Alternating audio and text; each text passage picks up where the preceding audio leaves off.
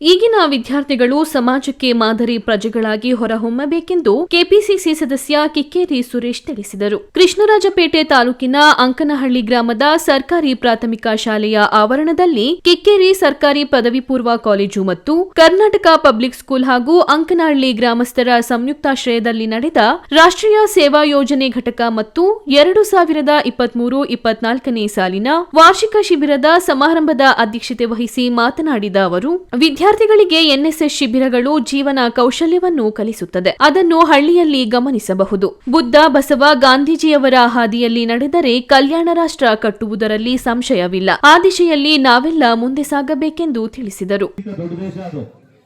ನಾವು ಒಂದು ವರ್ಷ ಬಳಸೋ ಫುಡ್ ಗೈನ್ಸ್ ಏನಿದೆ ಅವ್ರಿಗೆ 50 ವರ್ಷಕ್ಕಾಗುತ್ತೆ. ಅಂದ್ರೆ ಅಷ್ಟು ಪಾಪ್ಯುಲೇಷನ್ ನಾವಿದ್ದೀವಿ.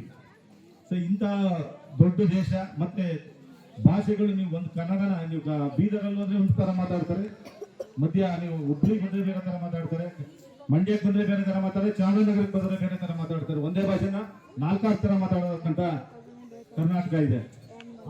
ಅದೇ ರೀತಿ ದೇಶನೂ ಅದೇ ತರ ಇದೆ. ನೀವು ಯಾವ ದೇಶಕ್ಕೆ ಹೋದ್ರೂ ಸಿಕ್ಕಲ್ಲ. ಅಮೆರಿಕ, ರಷ್ಯಾ ನಮ್ಗಿಂತ ಬಹಳ ದೊಡ್ಡ ದೇಶಗಳು. ಅವರು ಆ ತುದಿಯಿಂದ ಈ ತುದಿಗಳು ಬಂದು ಒಂದೇ ಭಾಷೆ ಸಿಕ್ಕುತ್ತೆ. ಇಲ್ಲಿ ಒಂದೇ ತರ ಜನ ಸಿಕ್ಕಲ್ಲ, ಒಂದೇ ತರ ಭಾಷೆ ಸಿಕ್ಕಲ್ಲ. ಆದ್ರೂ ನಾವೆಲ್ಲ ಜೊತೆನಲ್ಲಿ ಇದ್ದೀವಿ. ಯಾಕಂದ್ರೆ ನಮ್ಮ ದೇಶ, ನಾವು ವಿವಿಧತೆಯಲ್ಲಿ ಏಕತೆಯಿಂದ ಕಂಡಂತ ದೇಶ. ಯಾಕಂದ್ರೆ ಕಲ್ಚರ್ಗೆ ಇದು ಮದರ್ ಆಫ್ ಕಲ್ಚರ್ ಅಂತ ಹೇಳ್ತಾರೆ.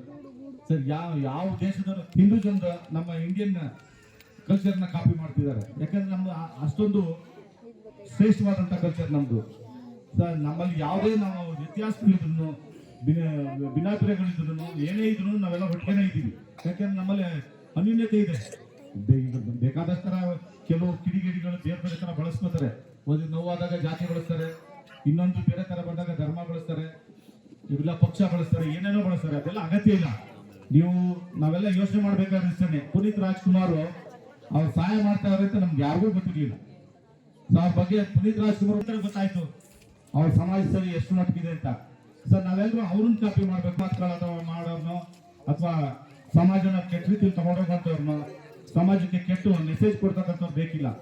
ಸಮಾಜಕ್ಕೆ, ನಮ್ಮ ಜನಕ್ಕೆ ಒಳ್ಳೇದು ಬಯಸೋಕಂತವ್ರು, ಮತ್ತೆ ಮಿಡ್ಲ್ ಕ್ಲಾಸಿನ ಕೆಳಗೆ ಬರ್ತಕ್ಕಂಥ ಜನಕ್ಕೆ ನಮ್ಮ ಸರ್ಕಾರದಿಂದ ಬರ್ತಕ್ಕಂಥ ಸವಲತ್ತುಗಳನ್ನ ಪ್ರಾಮಾಣಿಕತೆ ತಲುಪಿಸುವಂತ ಕೆಲಸ ನಮ್ಮ ಸರ್ಕಲ್ ಇನ್ಸ್ಪೆಕ್ಟರ್ ಹೊಟ್ಟೋದ್ರು. ನಾನು ಅವ್ರಿಗೆ ಇದ್ದಿದ್ದು ಹೇಳ್ತಾ ಇದ್ದೆ, ನಿಮ್ ಕೈಲಿ ಏನ್ ಸಾಧ್ಯ ಬಡವರಿಗೆ ಅಟ್ಲೀಸ್ಟ್ ಪ್ರಾಮಾಣಿಕವಾಗಿ ಸಹಾಯ ಮಾಡುವಂತ ಕೆಲಸಗಳನ್ನ ಮಾಡಿ ಅಂತ. ಯಾವುದೇ ಇಲಾಖೆ ಆಗಿರ್ಲಿ. ಯಾಕೆಂದ್ರೆ ಬಿಳಿ ಬಟ್ಟೆ ಹಾಕೊಂಡು ಯಾಕೆ ಹೋಗ್ಬೇಕಾದ್ರೆ ಕೆಲಸ ಮಾಡಿಸ್ಕೊತಾನೆ, ಏನು ಅರಿದಾರವನ್ನ ಎಲ್ಲೂ ಹೋಗಕ್ಕಾಗಲ್ಲ. ಸೊ ಅವನಿಗೆ ನ್ಯಾಯ ಸಿಕ್ಬೇಕು. ಆ ನಿಟ್ಟಿನಲ್ಲಿ ನೀವು ಮಕ್ಕಳುಗಳು ಇವತ್ತಿಂದನೇ ಬೆಳೆಸ್ಕೋಬೇಕು. ನಮ್ಮ ಅಪ್ರೋಚ್ ಯಾವಾಗ್ಲೂ ಒಳ್ಳೇದನ್ನ ಹೊಡೆಯುವಂಥದ್ದು, ಕುಡಿಸುವಂಥದ್ದು ಮಾಡುವಂಥ ಕೆಲಸ ಮಾಡಬೇಕು.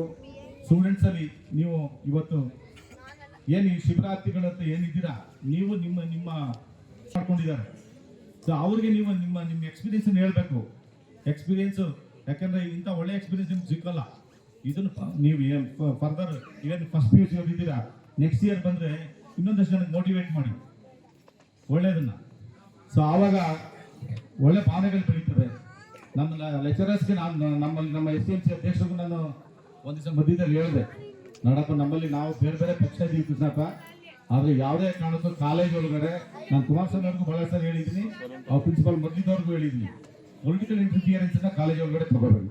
ನಾನಾಗ್ಲಿ ಇನ್ನೊಬ್ಬ ಆಗ್ಲಿ, ನಮ್ಮ ಮಿಸ್ಟೇಕ್ಸ್ ಇದ್ರೆ ನೇರ ಹೇಳಿ.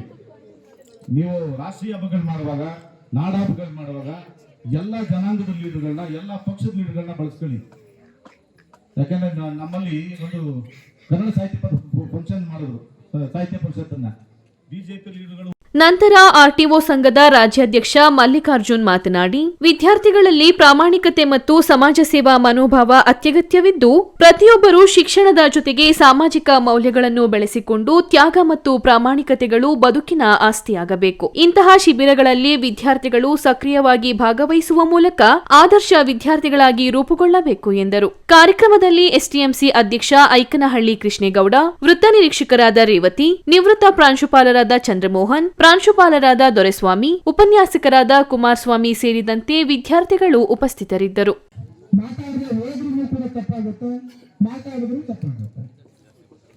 ಹೆಚ್ಚು ಮಾತಾಡಿದ್ರೆ ಸಾಕು ನಿಲ್ಸಪ್ಪ ಅನ್ನುವಂತ ಸಂದರ್ಭ ಬರ್ಬೋದು.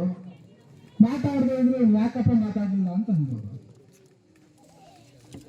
ಎಲ್ಲದಕ್ಕಿಂತ ಹೆಚ್ಚಾಗಿ ನಿರಂತರವಾದ ದುಡಿಮೆ ಶ್ರಮ ಬೆಳಿಗ್ಗೆ ಬಹುಶಃ ಒಂದು 5 ಗಂಟೆಯಿಂದ ಆರಂಭ ಆದ್ರೆ ರಾತ್ರಿ ಮಲಗಿದ್ರೆ ಸಾಕಪ್ಪ ಅನ್ನಂತ ಒಂದು ಸಂದರ್ಭಕ್ಕೆ ಶಿಬಿರಾರ್ಥಿಗಳು ತಲುಪಿದ್ದಾರೆ. ಗ್ರಾಮದಲ್ಲಿ 10 ಹಲವು ಕಾರ್ಯಕ್ರಮಗಳನ್ನ ಶಿಬಿರಾರ್ಥಿಗಳ ಮೂಲಕ ಅಂಕನಹಳ್ಳಿ ಗ್ರಾಮಕ್ಕೆ ಶಿಬಿರ ತಲುಪಿಸಿದೆ. ಇದರ ಉದ್ದೇಶ ಏನಿದೆ ಅನ್ನುವಂಥದ್ದು 7 ದಿನ ಕಳೆದಿರೋದ್ರಿಂದ ಎಲ್ಲರಿಗೂ ಅರ್ಥವಾಗಿರುತ್ತೆ. ಆ ಅರ್ಥವಾಗಿರ್ತಕ್ಕಂಥದ್ದು ಸಾರ್ಥಕವಾದಂತ ಜೀವನನ ನಮ್ಮ ಗ್ರಾಮಸ್ಥರು ಮತ್ತು ಶಿಬಿರಾರ್ಥಿಗಳು ಮೂಲತಃ ಏನಾಗುತ್ತೆ, ಮನೆಯಲ್ಲಿ ತಂದೆ ತಾಯಂದ್ರಿಗೆ ನಾವು ಪ್ರೀತಿಯ ಮಕ್ಕಳಾಗಿರ್ತೀವಿ, ಕಾಲೇಜಿನಲ್ಲಿ ವಿದ್ಯಾರ್ಥಿಗಳಾಗಿರ್ತೀವಿ, ಈಗ ಗ್ರಾಮಕ್ಕೆ ಬಂದಾಗ MS ನ ಶಿಬಿರಾರ್ಥಿಗಳಾಗಿರ್ತೀವಿ.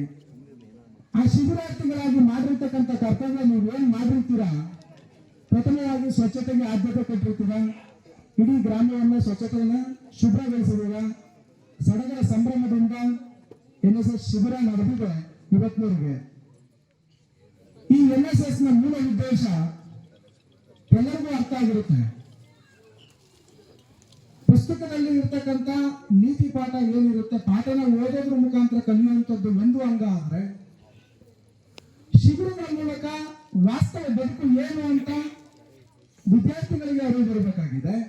ವಿದ್ಯಾರ್ಥಿಗಳು ಮಾಡ್ತಕ್ಕಂಥ ಸ್ವಚ್ಛತಾ ಕಾರ್ಯಕ್ರಮ ಜನರಲ್ಲಿ ಅರಿವು ಮೂಡೋದ್ರ ಮುಖಾಂತರ ಸ್ವಚ್ಛ ಭಾರತವನ್ನು ನಿರ್ಮಾಣ ಮಾಡೋಣ ಅನ್ನೋಂಥ ಏನ್ ಗುರಿನ ಅವತ್ತು ಗಾಂಧೀಜಿಯವರು ಕಂಡಿದ್ರು, ಆ ಗುರಿನ ಸಾರ್ಥಕಗೊಳಿಸಬೇಕಾದಂತ ಜವಾಬ್ದಾರಿ ನಮ್ಮೆಲ್ಲರಿಗೆ ಅರಿವು ಮೂಡಿಸುವಂತ ಕಾರ್ಯಕ್ರಮವಾಗಿದೆ ಇದು.